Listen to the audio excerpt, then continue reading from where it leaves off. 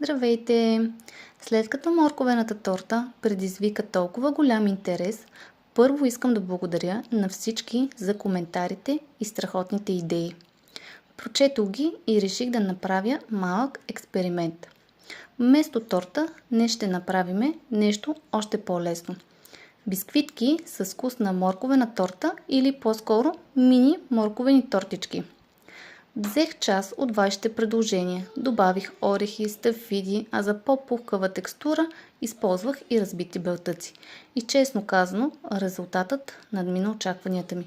Получиха се меки, сочни, ароматни и изключително вкусни. Ако обичате морковена торта, но не ви се занимава с блатове и кремове, тази рецепта е точно за вас. Приготвя се лесно, с по-семпли съставки и чудесно както за закуска, така и за следобедно кафе. Хайде да ви покажа как ги направих.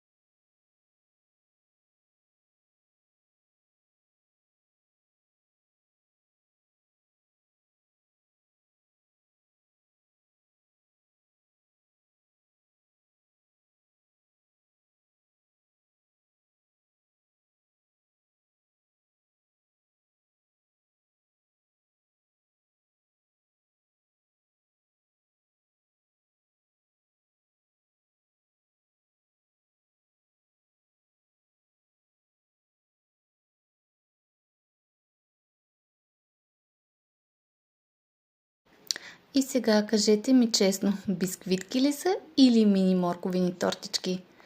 Аз май не мога да реша. Ако ги пробвате, ще се радвам да ми споделите как са се получили при вас.